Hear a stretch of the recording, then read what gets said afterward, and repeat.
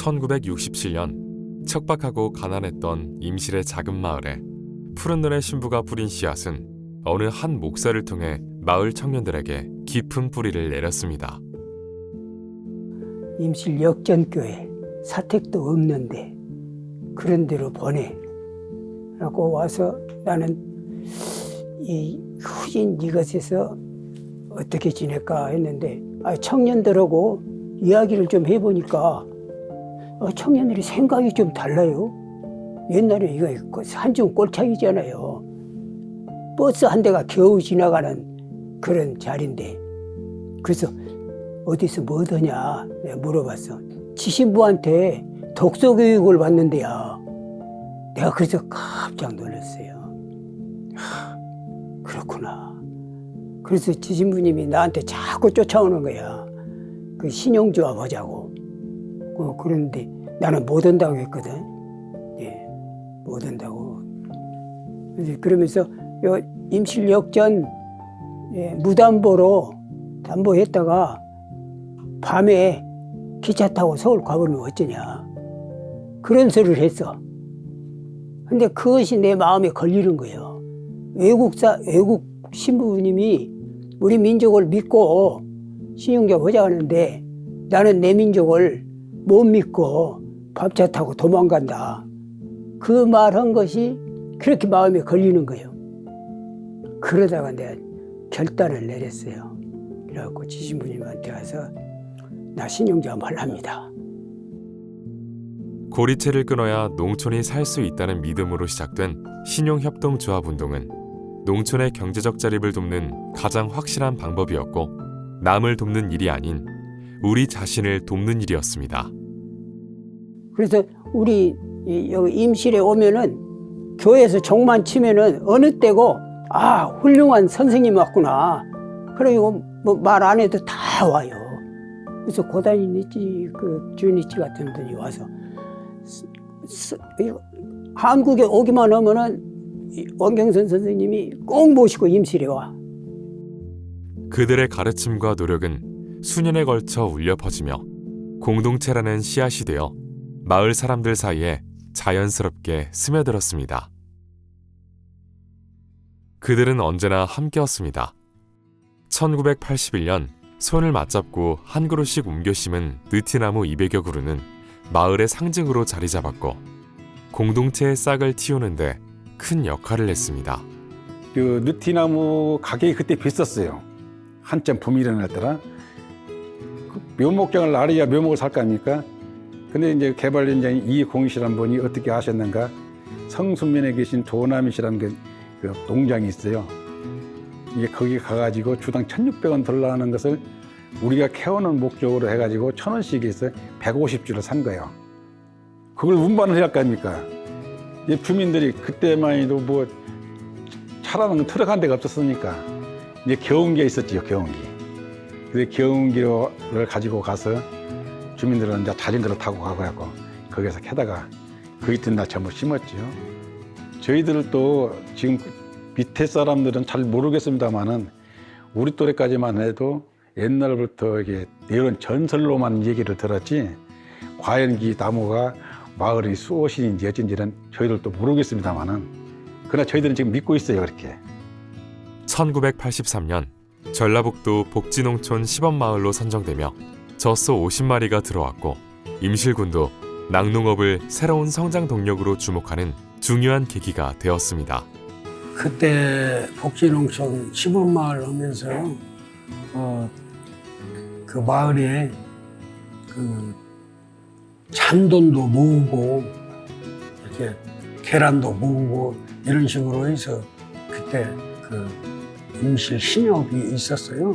신협에 돈도 갖다 그렇게 좀돌이 몇 개씩 조금씩 해서 그런 작업도 많이 하고 마을 청년들이 이제 공동체 저것을 자꾸 만들어 가면서 어른들을 설득하고 좀 합심이 상당히 젊은 사람들 열심히 해서 그렇게 출발을 했었어요. 그때는 참 살아있는 마을 같았어. 젊은 사람도 많고 뭐 의기양양하고 여하튼 마을에서 뭐 뭘 하자 이렇게 하면 그냥 일체 참 단결이 참 누가 봐도 잘 되었었죠. 주민들과 함께하는 공동체 활동을 통해 마을의 경제 성장을 이끄는 것이 이들이 꿈꾸는 미래였습니다. 지역 운동을 전개하신 그 지정한 신부님의 그 뜻을 받들어 심상무 목사님께 그것을 온몸으로 받으셨잖아요. 근데 그것을 받으신 심상무 목사님께서 우리한테 어떻게 하면 이 사람들한테 그런 생각을 침투시킬 수 있을까? 마음의 어떤 확장에 대한 문제죠. 어떻게 마음을 열어놓고 같이 사는 문제를 어떻게 논할 수 있을까? 유무상통이라는 문제가 이제 그때부터 이제 실험이 시작된 건데 1년의 과정을 통해서 공부를 하고 우리 그러면 같이 살아봅시다. 그걸 제가 이제 좀 같이 서로 의기투합을 해서 그렇게 시작된 것이죠. 미쳤죠? 남이 안 살아본 사람을 산다는 건 쉽지 않은 일이었으니까. 친환경 농업과 공동체 생활을 추구하는 마을 청년들을 중심으로 결성된 생활공동체 예가온을 시작으로 바른농사 실천농민회, 전북살림 등 다양한 공동체 활동은 도전과 시행착오를 거듭했습니다. 이 마을에 저랑 나이가 같은 그 또래의 30대의 청년들이 그런 모임을 하고 또 유기농 농사를 짓고 이제 그렇게 했는데 이것을 이제 판로가 문제가 되는 거였어요. 그래서 이 판로를 좀 도와줄 수 있겠나. 내가 이 마을의 주민은 아니지만 장내 주민으로서 이 일에 도움이 되면 하는 그거로 소비자들을 이렇게 끌어오는 그런 일을 좀 했으면 어떤가 하는 생각을 했던 거였어요.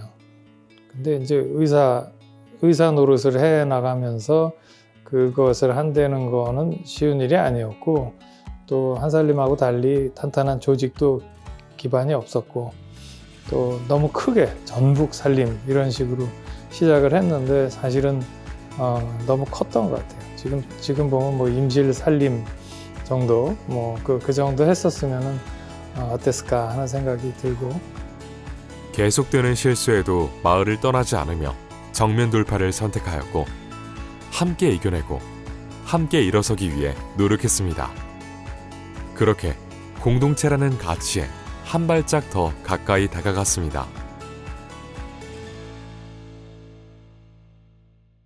상철 씨가 다시 그 대학교 졸업하고 직장 갔다가 한 1년인가 살다가 다시 들어와서 이 농촌에 들어온 이유가 농사를 다시 져보겠다고 생각을 해서 저도 제가 졌던 놈 서마지기로 우선 네가 이놈으로 친환경농을 해봐라 하면서 주고 거기서 이제 자기 농사를 짓게 되면서 이제 우리 마을에 정착을 하게 된 그런 계기가 됐다고 생각을 해요. 그래서 상철 씨는 뭐 여기에 살면서 이제 그 또 교회에 같이 전부 다 저희들이 교회 제일교회 그룹들이었기 때문에 같은 청년의 활동들을 하고 있는 사람들이었기 때문에 그 청년 그 상철 씨하고 이제 이 친환경 농업부터 시작해서 일들이 하나씩 보태어져서 숯불 유광 공장까지 이루어지는 그런 사람이 아니었나 그렇게 생각하고 저희 마을에 큰 영향을 준 사람이다 그렇게 생각을 합니다. 지정환 신부가 뿌린 씨앗은 준비된 기회로 피어났습니다. 김상철 씨의 스위스 낙농연수와 유가공 전문학교 두 차례의 교육을 통해 마을은 새로운 전환점을 맞이하게 되었습니다. 저의 관심은 오로지 치즈였어요. 그에 대한 것은 뭐냐면 오로지 저는 1년 동안 배우고자 하는 욕심 때문에 다른 건 신경을 안 썼던 것 같아요. 그러니까 시간 나면 주어지는 게 이웃집 농장 구경하는 거, 그리고 치즈 공장 구경하는 거, 그 다음에 치즈 공장의 대표자들이 있으면 대화하는 거, 그 다음에 이것이 이제 점차 깊어지니까 어떻게 하면 한국도 이렇게 갈 수 있을 건지에 대한 그런 고민들, 이런 시간들이 참 많이 있어서 너무 좋았던 시기였던 것 같아요. 돌아와서 이제 계속 집에서 또 여전처럼 만들어 보면서 이제 스위스하고 우리하고의 다른 점이 뭘까에 대한 깊은 고민들이 참 많았었어요. 그 대표적인 게 뭐였냐면 스위스는 치즈 만드는 공장만 하더라도 1,300개 이상이었어요. 그때 당시에. 그 1,300개의 그 공장 대비 우리나라는 손꼽을 정도잖아요. 이것이 우리나라 농업이 잘 살 수 있는 구조가 안 되는구나 깨달은 거예요. 그래서 내가 생산만 해서는 답은 없다. 내가 생산한 걸 조금 생산하더라도 내가 생산하고 만들고 내 소비자를 직접 만드는 것이야말로 내 살 길이다 라고 하는 것을 배운 것 같아요. 스위스에서. 그러니까 그것을 하기 위해서 이제 스위스를 다시 갔고 또 갔다 와서 이제 스스로 이제 만들어 보면서 특히 이제 벽에 부딪힌 게 좀 많았었죠. 이 유가공 사업을 한국에서 추진하는데. 그런데 하고자 하는 사람에게 있어서는 길은 참 열려지는 것 같아요. 그래서 이제 다행히 여러 가지 경로를 통해서 유가공 사업을 허가를 받을 수 있는 그 과정을 만들었어요. 그래서 현재 2000년 2월 21일 날 처음으로 한국에서 가장 작은 가내 수공업 치즈 공장을 만들었던 거죠. 마침내 2000년 한스 유가공 연구소를 설립하였고 대한민국 최초 목장형 유가공 공장에 첫 발을 뗀 순간이었습니다. 이는 한국 낙농업의 혁신의 시작이었습니다. 2002년 한국 최초의 모짜렐라 치즈 체험 프로그램을 선보였고 임실의 작은 마을에는 사람들이 넘쳐나게 되었습니다. 그의 진심은 품질력과 신뢰가 되었고 임실 치즈마을 성공의 초석이 되었습니다. 2003년 녹색 농촌 체험마을을 비롯한 다양한 사업들과 함께 시너지를 만들며 한층 더 성장해 나아갔습니다. 심사원들이 왔을 때 우리 동네는 아무 보잘것도 없는데 뭐 갖고 흘러가냐고 해서 우리는 사람으로 승부를 걸었다. 김상철 씨가 그거 했을 때 조그마한 앱에 개놨는데 여기서 도대체 사람만 많다고 해서 무엇을 하려고 하냐. 근데 젊은 사람이 많은데 사람 보고 이 꽃부당 사람이 좁는 것을 우리는 허갔다. 그런 게 이제 저 올라가서 보는 게 그 동네는 헐라고 노력을 한다. 그래서 헐라고 한데 줘야지. 그 사람 뭐만 구경거리만 있고 뭐 좋다고 그래서 안 하려고 근데 줘봤자 안 된다고 해갖고 거기서 도에서 무조건 이 치즈마을을 알아준 것 같아요. 뭘 주면 또 잘했고요. 근데 그 사람들 심사원들을 했을 때 전라부터 다 가봐도 이런 동네는 없다 이거예요. 아무 보잘것도 없네. 사람은 많다 이 말이죠. 이게 말도 잘하고 그러니까 그래서 좀 사람을 보고 그것을 해준 것 같아요. 그리고 제가 교육은 많이 사람들을 데리고 다녔거든요. 딴 데는 봤다가 다 도망갔어요. 근데 우리는 절대 왜 도망가냐. 우리가 배우러 왔지 뭐 들어왔냐. 그래서 끝까지 교수님이 하는 말씀이 당신들 왜 안 가냐고. 우리가 배우러 왔는데 뭐 때문에 가냐고. 그런 게 그 양반이 지금부터 교육이 아니라 토론하고 재밌게 하자고 해서 마지막까지 좀 교육을 받고 그러고 다녔습니다.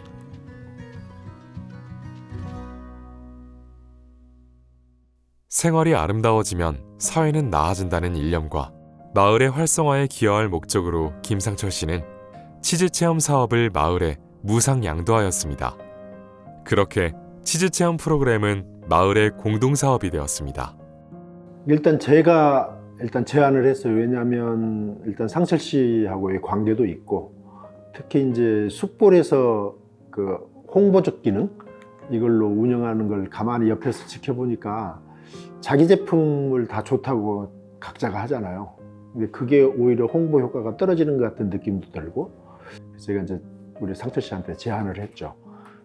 숯골은 치즈마을 덕분에 같이 먹고 살고 반대로 마을은 숯골 덕분에 마을이 행복하다. 좀 그렇게 우리가 컨셉을 갖고 이 얘기를 좀 하면 어떻겠냐 운영을. 그래서 이제 제가 제안을 했더니 흔쾌히 승낙을 해서 2007년 10월 1일자로 마을로 무상 양도를 우리 김상철 씨가 확정을 해줬어요. 대단한 일이죠. 굉장히 수입되는 뭐 굉장한 수입이 보장되는 사업권을 마을에다가 양도를 해주었습니다. 체험이 단순히 내가 생산한 물건을 이렇게 홍보해 주는 게 아니라 마을 사람들의 삶이 이제 그 안에 묻어 들어가는. 그래서 제가 그때 이제 소위 뭐 하려고 체험하냐 하는 거에서 좀 나름대로 정리를 했어요. 그래서 제가 정리한 그 체험은, 즉 치즈뿐만이 아니라 농촌 안에서 이루어진 모든 체험은 우리 마을 사람들의 삶과 그다음에 우리 마을만이 갖고 있는 농촌 자원을 통해서 도시민들과 함께 자연의 순리를 경험하는 학습 활동이다. 이렇게 이제 정의를 내려놓고 이런 마음을 갖고 우리가 체험 진행하자 했더니 훨씬 효과가 더 좋은 것 같고, 그래서 결국 전국 최고의 아마 체험 휴양마을로 거듭날 수 있는 계기를 우리 특히 김상철 씨가 만들어줬고, 그 다음에 이 안에 있는 우리 마을 사람들의 인적 역량, 그 결과가 그런 하나의 화려함으로 나타나지 않나 그렇게 생각합니다. 모짜렐라 치즈 체험의 인기는 가히 폭발적이었습니다. 매일 전국 각지에서 사람들이 모여들었고 매년 방문객은 늘어 2012년에는 7만 명을 넘어섰습니다. 이러한 성공에 힘입어 고객들의 니즈에 맞출 수 있도록 우리만 할 수 있는 특별한 경험을 선보였습니다. 경운기 체험부터 피자 만들기, 젖소 먹이주기까지 이어졌고 많은 사람들의 큰 사랑을 받으며 농촌 체험마을 관광지로 거듭났습니다. 마을에 사람이 진짜 바글바글했죠.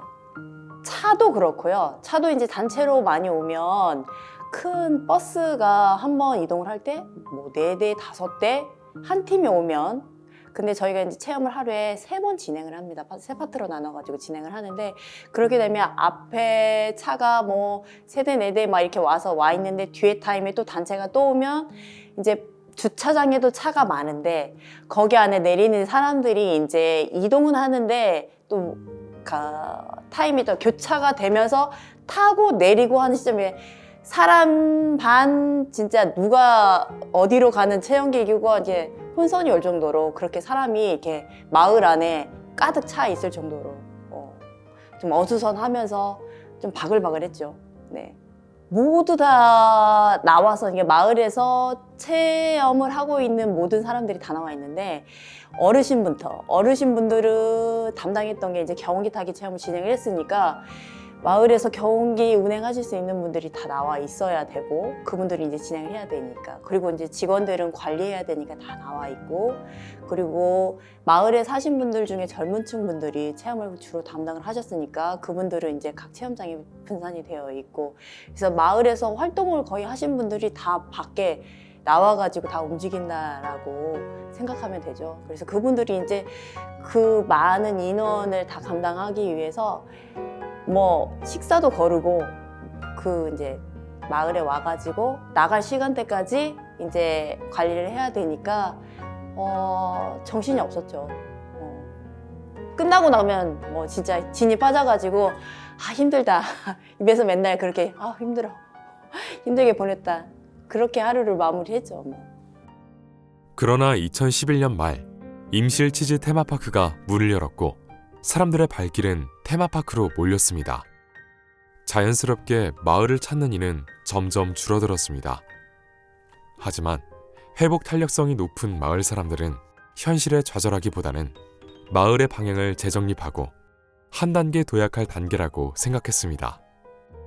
그래서 마을이 번성하는 것도 중요한데 그 속에서 공감과 소통이 없는 번성은 또 하나의 외로움과 고독으로 가기 때문에 후의 성장을 통해서 인간의 삶이 만족스럽지는 않을 거다라는 생각을 합니다. 그래서 공공의 이익을 향해서 우리가 한 발 내디딜 때, 구성원 하나하나가 내디딜 때 그 속에서 저는 행복의 충족도가 높아진다 그런 생각을 합니다. 그런 측면에서 저희 중문마을에 살면서 풍물, 유랑극단, 사시사철 그 세시풍속에 맞게 어울려져 놀았던 전통적인 그런 삶의 문화 방식 있지 않습니까?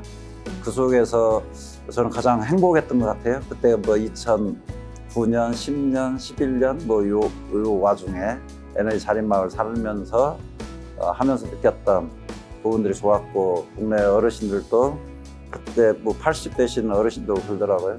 그때가 가장 자기 인생에서 행복했다고. 저 역시도 그런 생각을 가지고 있고, 지금 그런 문화들이 많이 없어진 거에 대해서 좀 아쉬움도 있다, 그런 생각을 합니다. 그런 문화 복지 공동체를 좀 보완해내는 것들이 지금 시대에는 좀 더 필요하지 않을까, 그런 생각을 좀 합니다. 마음이 아팠죠. 좋은 콘텐츠를 큰 재정을 들여서 군에서 직접 운영을 해버리니까 저희 마을은 자연적으로 소멸이 되고, 그런 거에 대해서 일단 눈으로 보이는 게 매출 하락이죠.